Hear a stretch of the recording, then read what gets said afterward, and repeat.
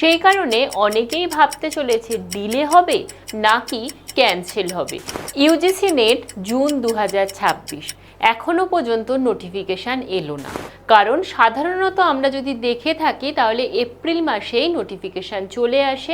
আজ এপ্রিল মাসের 11 তারিখ।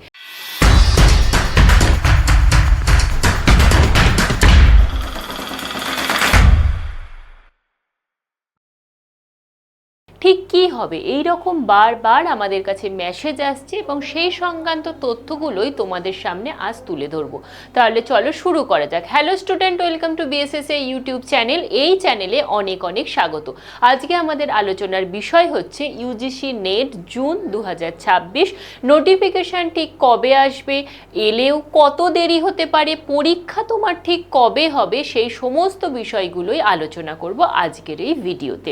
তবে বলে রাখি তোমরা ইতিমধ্যে জেনেছো যে তোমাদের ডিসেম্বর 2025-এর যে রেজাল্ট বেরিয়েছিল সেটা কিন্তু রিভাইজড হয়েছে।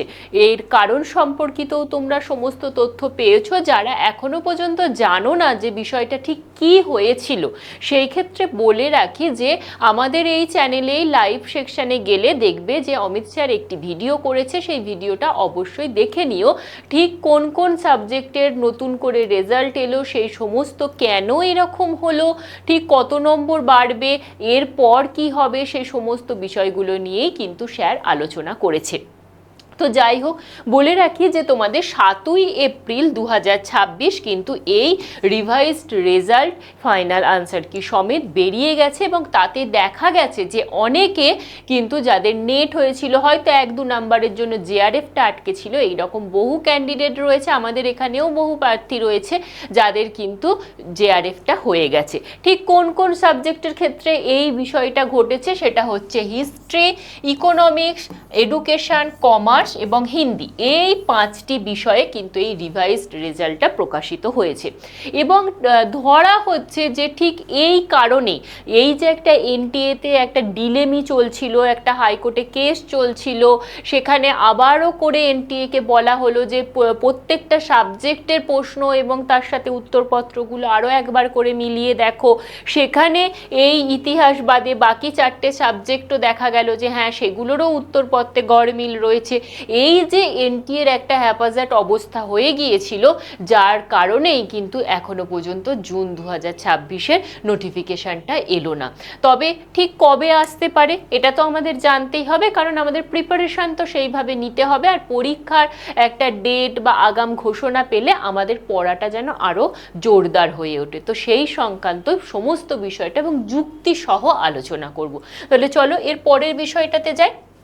সেটা হচ্ছে আমরা যদি একটু ট্রেন্ড দেখি, মানে 2024-এ ঠিক কবে এসেছিল, 2025-এ ঠিক কবে এসেছিল, সেই ট্রেন্ডটা যদি একটু দেখি তাহলেই আমরা বুঝতে পারবো যে তোমাদের এই জুন 2026-এ ঠিক কবে নোটিফিকেশানটা আসবে।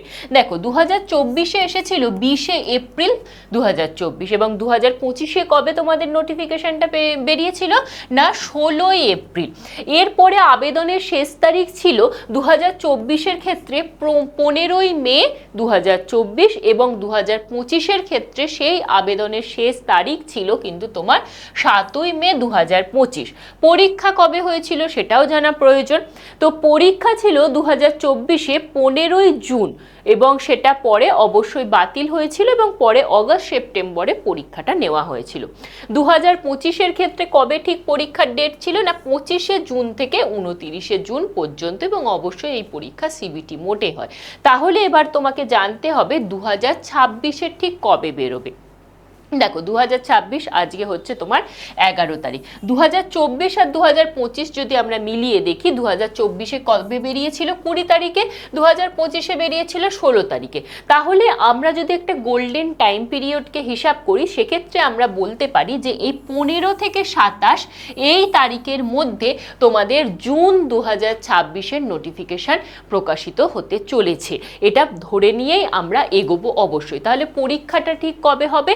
পরীক্ষা অবশ্যই করে তোমাদের জুন মাসের শেষ সপ্তাহে হতে চলেছে। তো সেক্ষেত্রে যদি আমরা এপ্রিল 2026-এর তৃতীয় সপ্তাহে ধরে নিই যে নোটিফিকেশান বেরোবে, তাহলে তোমাদের আবেদন চলবে হচ্ছে তোমাদের মে মাসের মাঝামাঝি বা শেষ সপ্তাহ পর্যন্ত, এবং তোমাদের পরীক্ষা অবশ্যই 25শে জুন থেকে 29শে জুন, অর্থাৎ জুন মাসের লাস্ট উইক করে তোমাদের পরীক্ষা হয়ে যাবে। তো সুতরাং যারা পরীক্ষার জন্য প্রিপারেশান নিচ্ছিলে, ভাবছিলে যে ডিলে হবে, এই যে এত উত্তরপত্রের ঝামেলা, এত কিছু হলো, ডিলে হবে না, ডিলে হবে না, ডিলে হবে না সেটা ধরে নিয়েই তোমার প্রস্তুতি কিন্তু নিতে হবে।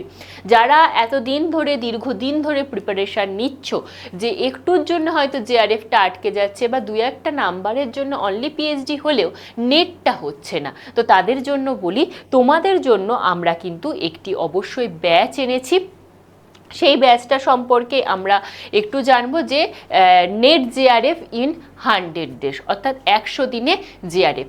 অবশ্যই 100 দিনে জেআরএফ করা একটা অসাধ্য সাধন বলতে পারো, কিন্তু সেটা বিগিনার্স, অ্যাডভান্স সবার জন্যই। কারণ আমরা যে পথে তোমাকে চালিত করব, অবশ্যই এই 100 দিনে জেআরএফ হওয়া সম্ভব।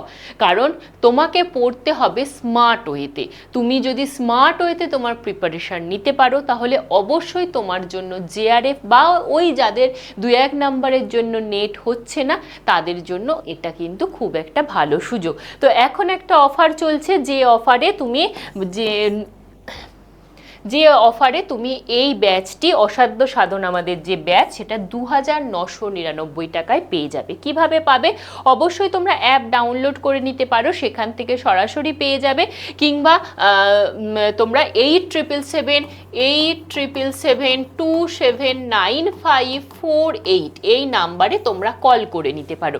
এবং এই যে কোর্সটা, সেখানে যদি তোমরা কুপন কোড YT106, এটা আমার কুপন কোড অ্যাপ্লাই করো, তাহলে কিন্তু স্পেশাল ডিসকাউন্ট পেয়ে 2999 টাকায় তোমরা সম্পূর্ণ বিষয়টা পেয়ে যাচ্ছে। এছাড়াও তোমরা যারা PYQ এর খোঁজ করছো কিংবা অফিসিয়াল সিলেবাসের খোঁজ করছো, তাদেরকে বলে রাখি, অবশ্যই করে আমাদের BSSI ডিজিটাল লার্নিং অ্যাপটা ডাউনলোড করো। সেই অ্যাপেতে তোমরা PYQ থেকে শুরু করে যারা নেট সেট পাস করে রয়েছো, পিএইচডির জন্য চেষ্টা করছো, সেই পিএইচডির কবে কোথায় কি বেরোচ্ছে সেই সমস্ত আপডেট, পাশাপাশি যারা অধ্যাপনার চেষ্টা করছো তাদের কোথায় কি নোটিফিকেশান বেরোচ্ছে, সেই সমস্ত আপডেট কিন্তু আমরা এই অ্যাপে দিয়ে থাকি জব অ্যালার্ট সেকশানে। সেই হিসাবে বলতে পারি, যেমন কিছুদিন আগে তোমাদের কিন্তু রাজ্যের একটি বিশ্ববিদ্যালয়ে অধ্যাপক নিয়োগের খবর বেরিয়েছিল, সেই সংক্রান্ত সমস্ত তথ্য এই চ্যানেলে দেওয়া আছে, ভিডিও করা আছে, সেটাও তোমরা চাইলে দেখে নিতে পারো। এছাড়াও যদি এই অ্যাপটা ডাউনলোড করে নিতে পারো, তাহলে এক ছাদের তলায় তোমরা সমস্ত রকম আপডেট থেকে শুরু করে PYQ, study material, free class, job alert, সমস্ত বিষয়টাই পেয়ে যাচ্ছ। তো সবাইকে বলবো, প্রিপারেশান খুব ভালো করে নাও।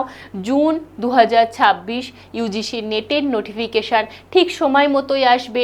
ধরে নাও যে জুন মাসের তৃতীয় সপ্তাহ 15 থেকে 27-এর মধ্যেই তোমাদের নোটিফিকেশান চলে আসবে, এবং তারপর আবেদনও তোমরা করতে পারবে। সুতরাং প্রিপারেশানে ঘাটতি দিও না, প্রিপারেশান খুব ভালোভাবে নাও। আজকের মতো এই পর্যন্তই। Thank you.